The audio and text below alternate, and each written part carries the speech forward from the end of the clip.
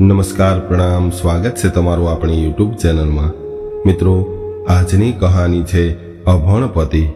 તો મિત્રો, આજની કહાની ખૂબ જ જ્ઞાનવર્ધક અને સમજવાલાયક કહાની બનવાની છે, એટલે તમને વિનંતી છે કે આ કહાની અંત સુધી ધ્યાનથી સાંભળજો, તો જ તમને આખી કહાનીનો સાર સમજાશે। અને કહાની પસંદ આવે તો વિડીયોને લાઈક કરી અને તમારા મિત્રો સાથે શેર જરૂરથી કરજો અને કોમેન્ટ બોક્સમાં હર હર મહાદેવ લખવાનું ભૂલતા નહીં। તો ચાલો શરૂ કરીએ આજની કહાની। કિરણના વિવાહ હતા। 7 ફેરા ફરીને એની વિદાય થઈ ગઈ। ઘણા બધા કલાકોની મુસાફરી કર્યા બાદ એનું સાસરું આવ્યું। એનું સાસરું એક નાનકડા ગામડામાં હતું અને એ ગામમાં વધારે વસ્તી પણ નહોતી। કિરણને ગૃહ પ્રવેશ કરાવી અને એક રૂમમાં બેસાડી દીધી। એના આંસુ હજુ સુધી વહી રહ્યા હતા। કિરણ શિક્ષિત છોકરી હતી, પરંતુ એના વિવાહ મા બાપની મરજીથી થયા હતા। એ વિવાહથી જરાય ખુશ નહોતી। એના વિવાહ એક ખેડૂતના દીકરા સાથે થયા હતા। કિરણ એના રૂમમાં સતત રડી રહી હતી। એણે તો એના પતિને સરખી રીતે જોયા પણ નહોતા। થોડા સમય બાદ એનો પતિ વિશાલ એના રૂમમાં આવ્યો। ત્યારે એણે ઘૂંઘટમાંથી જોયું તો વિશાલ એક અભણ અને દેખાવમાં ઠીકઠાક અને શ્યામ વર્ણ છોકરો લાગ્યો। ત્યારે વિશાલ એની સામે જોઈને હસતો હતો। કિરણની માનસિક સ્થિતિ સારી નહોતી। વિશાલનું આવી રીતે સામે જોવું કિરણને જરાય પસંદ ન આવ્યું। વિશાલ બોલ્યો કે તમે તો ઘણા સુંદર છો। હું નસીબદાર છું કે મને તમારા જેવી સુંદર અને શિક્ષિત પત્ની મળી છે। ત્યારે કિરણ ગુસ્સામાં હતી, એટલે એણે એવો ઉત્તર આપી દીધો કે તમે તો નસીબદાર છો, પરંતુ હું બદનસીબ છું કે મને તારા જેવો પતિ મળ્યો। વિશાલ આ સાંભળીને એકદમ ચોંકી ગયો અને એને તો એ પણ ખબર નહોતી કે મારી પત્નીના મોઢેથી આવું સાંભળવા મળશે। પરંતુ કિરણનો પણ કોઈ વાંક નહોતો, કારણ કે એના વિવાહ એની ઈચ્છા વિરુદ્ધ એક નાના ગામડામાં કરાવવામાં આવ્યા હતા અને છોકરા વિશે પણ કાંઈ જાણતી નહોતી। કિરણે ઘણીવાર ના પાડી હોવા છતાં પણ બળજબરીથી એના વિવાહ નક્કી કરવામાં આવ્યા હતા। એટલા માટે એ ખૂબ ગુસ્સામાં હતી અને વિચારતી હતી કે મારા મા બાપે મારી ઈચ્છા ન હોવા છતાં પણ મને એવું કહી દીધું કે છોકરો સારો છે, ઘણી બધી જમીન છે અને એ તને ખુશ રાખશે, પરંતુ મારી મરજી અને મારા સપનાઓનું મારા માતા પિતાએ કંઈ વિચાર્યું નહીં। કિરણના ગુસ્સાનો કોઈ પાર નહોતો। કિરણ એના શબ્દો પર નિયંત્રણ ખોઈ બેઠી હતી। થોડી વાર બાદ વિશાલ બોલ્યો કે શું થયું કિરણ, કેમ આવું બોલે છે? ત્યારે કિરણે કહ્યું કે હા, હું જે કહું છું એ સત્ય જ કહું છું। આવું કહીને કિરણ વિશાલને અપમાનિત કરવા લાગી અને કહેવા લાગી કે તું મારા લાયક નથી। તારા જેવા અભણ છોકરા સાથે હું ક્યારેય ન રહી શકું। તને એવું લાગતું હશે કે હું તારી સાથે જીવન પસાર કરીશ તો એ તારો વહેમ છે। હું દેખાવમાં આટલી બધી સુંદર છું અને તું તો મારા નોકર બનવાને લાયક પણ નથી। મારા માતા પિતાએ મારું જીવન બગાડી નાખ્યું છે। કોણ જાણે એને તારામાં શું દેખાયું હશે કે મને તારા જેવા અભણ સાથે પરણાવી દીધી। આટલું બધું બોલ્યા બાદ કિરણ રડવા લાગી અને વિશાલ તો શાંત ઊભો એને જોઈ રહ્યો હતો।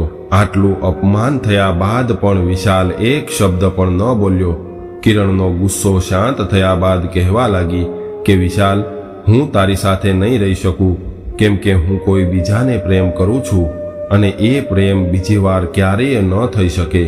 કિરણની આવી વાત સાંભળીને વિશાલ આશ્ચર્ય અને દુઃખ સાથે કહેવા લાગ્યો કે કિરણ, તું આ શું કહી રહી છો?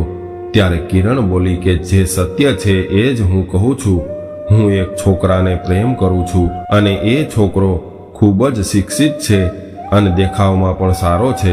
તારા કરતાં તો બધી રીતે યોગ્ય છે। આટલો અપમાનિત થયા બાદ વિશાલ રૂમમાંથી બહાર નીકળી ગયો। વિશાલને પોતાની પત્નીના મોઢેથી આવું સાંભળીને ખૂબ દુઃખ થયું, પરંતુ કિરણ કોલેજમાં હતી ત્યારે જ એક છોકરાને પ્રેમ કરતી હતી અને એનું નામ અનિલ હતું। એ બંને કોલેજમાં ભણતા હતા, પરંતુ વાતચીત ક્યારેય નહોતી થઈ। અનિલ હંમેશા કિરણને છુપાઈને જોયા કરતો। કિરણ પોતાની વાતો યાદ કરીને વિચારવા લાગી કે મને યાદ છે એ દિવસો જ્યારે અનિલ સાથે મારી મુલાકાત થઈ હતી. એ દિવસે કોલેજમાં છુટ્ટી હતી અને મારી બહેનપણીઓ સાથે મૂવી જોવાનો પ્લાન હતો, પરંતુ અચાનક વાતાવરણ બદલી ગયું અને કાળા ભમ્મર વાદળ છવાઈ ગયા અને વીજળીના ચમકારા સાથે ધોધમાર વરસાદ તૂટી પડ્યો. વરસાદના લીધે વાતાવરણમાં ઠંડક પ્રસરી ગઈ હતી અને મારું મન એકદમ પ્રફુલ્લિત થઈ ગયું. અનિલનું ફેમિલી ખૂબ ધનવાન હતું. હું એક કેન્ટીનમાં ઊભી હતી કેમ કે એ સમયે ખૂબ વરસાદ પડી રહ્યો હતો અને હું વરસાદ થોડો ધીમો પડે એની રાહ જોવા લાગી. ત્યારે જ અનિલ કેન્ટીનમાં મારી પાસે આવ્યો અને અમે સાથે ચા પીધી. અમારા બંને વચ્ચે વાતચીત શરૂ થઈ. ત્યારબાદ અનિલ મને એની કારમાં બેસાડીને અમારી સોસાયટીની બહાર સુધી મૂકી ગયો. એ દિવસ મારા જીવનનો સૌથી સુંદર દિવસ હતો.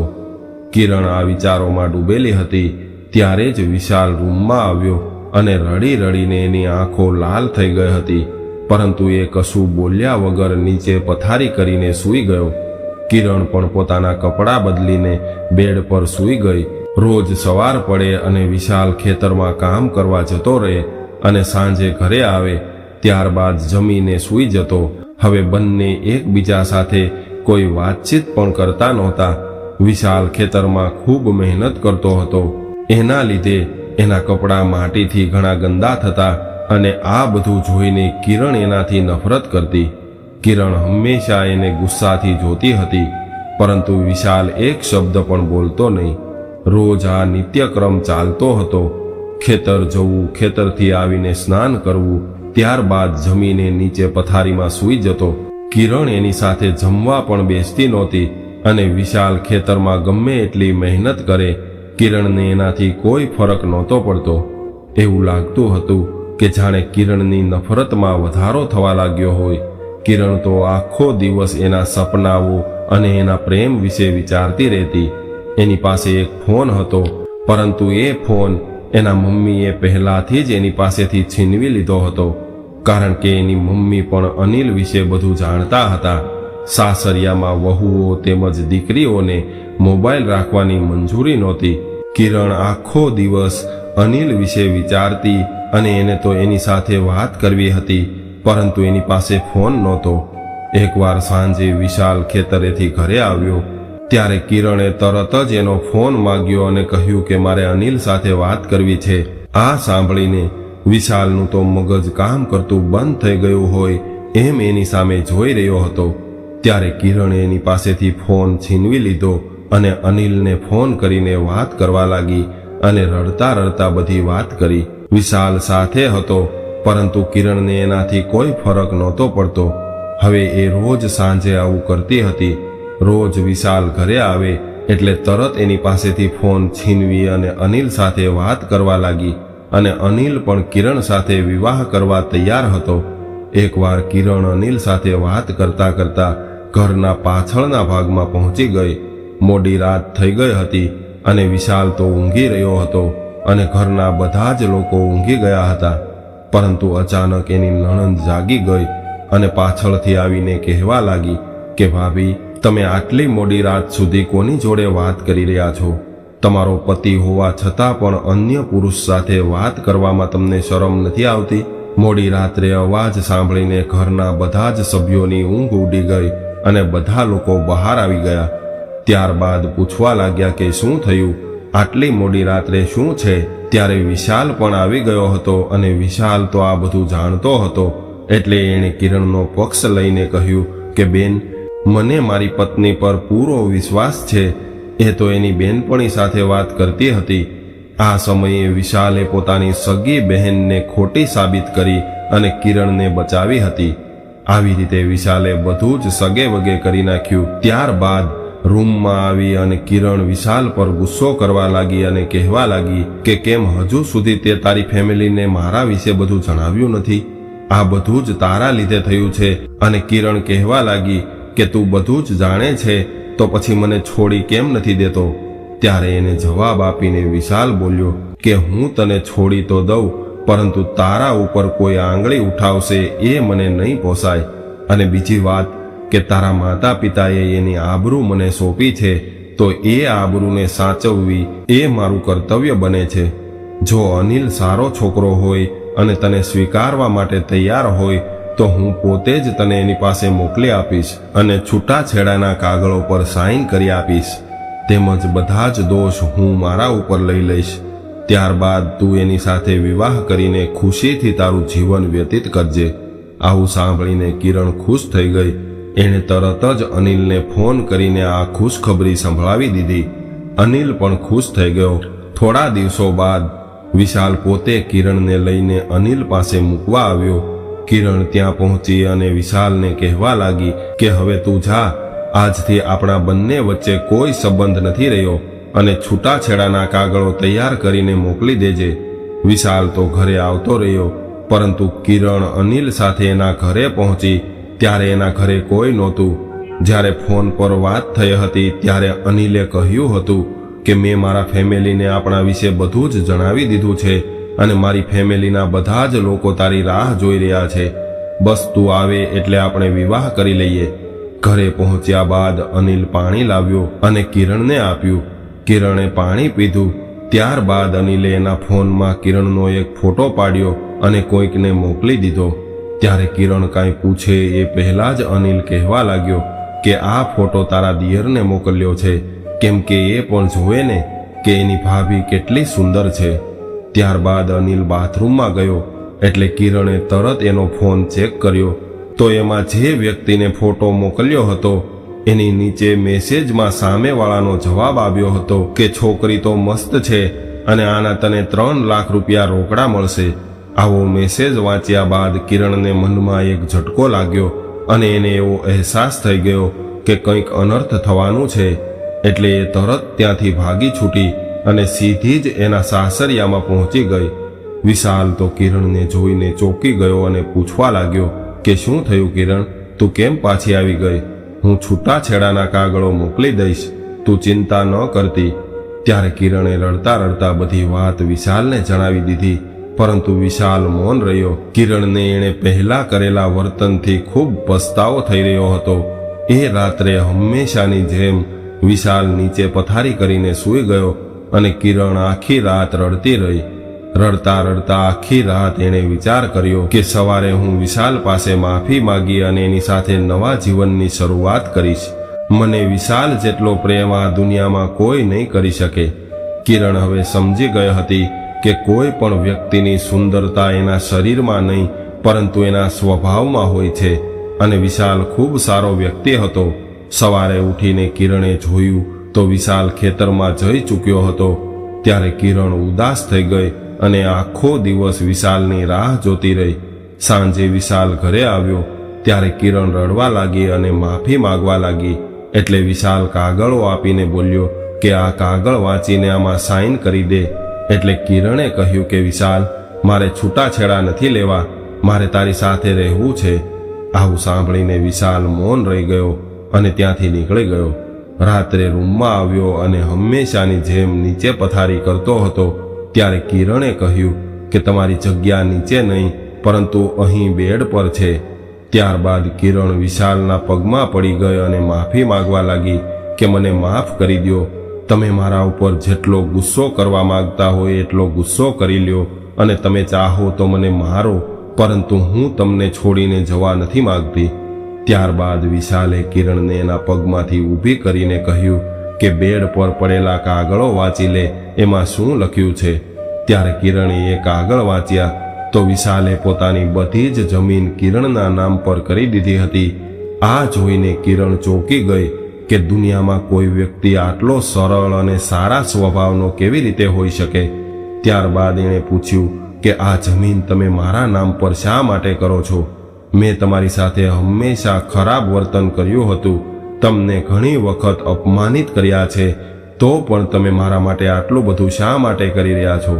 ત્યારે વિશાલ બોલ્યો કે હું કાલે શહેરમાં જઈ રહ્યો છું અને ઘરે આવ્યા બાદ હું તને બધું જણાવી દઈશ. ત્યારબાદ વિશાલ શહેરમાં જતો રહ્યો અને અહીંયા કિરણ વિશાલની રાહ જોઈ રહી હતી. હવે તો દિવસે દિવસે કિરણ વિશાલને મળવા માટે વધારે આતુર થવા લાગી છે. થોડા દિવસો બાદ વિશાલ તો ન આવ્યો પરંતુ એની લાશ ઘરે આવી. અને આખા પરિવારમાં માતમ છવાઈ ગયો. ત્યારે કિરણ તો બેભાન થઈ ગઈ અને હોશમાં આવી ત્યારે એ પોક મૂકીને રડવા લાગી. ત્યારબાદ વિશાલના એક મિત્રએ જણાવ્યું કે વિશાલને થોડા સમય પહેલા એક ગંભીર બીમારી થઈ હતી જેનો કોઈ ઈલાજ નહોતો. એટલે કિરણને એવું જ લાગ્યું કે આ બધું મારા કારણે થયું છે. વિશાલના અવસાન બાદ ઘરના બધા લોકો ખૂબ ઉદાસ રહેતા હતા. એક દિવસ કિરણના સાસુએ કિરણને એક પત્ર આપ્યો અને કહ્યું કે વિશાલે આ પત્ર એના મિત્રને આપ્યો હતો અને તને આપવા માટે કહ્યું હતું. ત્યારે કિરણને એવો વિચાર આવ્યો કે વિશાલ તો અભણ હતો, તો પછી એણે પત્ર કેવી રીતે લખ્યો હશે. ત્યારે એની સાસુએ કહ્યું કે નહીં દીકરી, વિશાલ ઘણું ભણ્યો હતો, પરંતુ કદાચ તને એણે જણાવ્યું નહીં હોય. ત્યારે કિરણ દોડીને એના રૂમમાં ગઈ અને પત્ર વાંચવા લાગી. પત્રમાં એવું લખ્યું હતું કે કિરણ, જ્યારે આપણા વિવાહ થયા હતા એ દિવસે તું ખૂબ સુંદર લાગતી હતી. તે દિવસે જ મને તારી સાથે પ્રેમ થઈ ગયો હતો, પરંતુ તે મને ક્યારેય બોલવાની તક નથી આપી.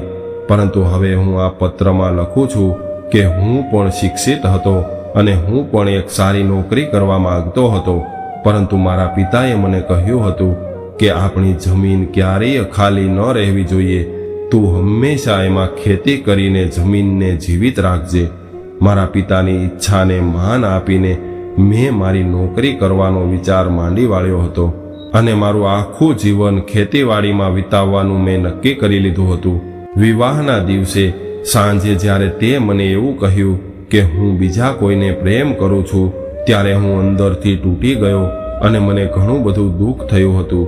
અને આ દુઃખના લીધે મારી માનસિક સ્થિતિ ખરાબ થવા લાગી અને મને આ ગંભીર બીમારી લાગુ પડી હતી. હું જાણતો હતો કે મારું જીવન ઘણું ઓછું હતું, એટલા માટે મેં બધી જ જમીન તારા નામે કરી દીધી છે, જેનાથી મારા ગયા બાદ તને તારા જીવનમાં કોઈ તકલીફ ન પડે. અને હા, હવે તું પૂરી રીતે આઝાદ છો. તારું જીવન તારી ઈચ્છા પ્રમાણે જીવી શકે છે અને તારે જેની સાથે વિવાહ કરવા હોય એની સાથે કરી શકે છે. આટલું વાંચ્યા બાદ કિરણ ખૂબ રડવા લાગી.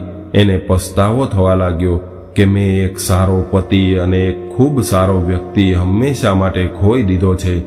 ત્યારબાદ વિધવાનું જીવન કિરણ માટે એના કર્મોના ફળ સમાન હતું. તો મિત્રો, આજની કહાની તમને કેવી લાગી કોમેન્ટમાં જરૂર જણાવજો. અને પસંદ આવી હોય તો વિડીયોને લાઈક, શેર અને નવા હોય તો ચેનલને સબસ્ક્રાઇબ જરૂરથી કરજો. હર હર મહાદેવ.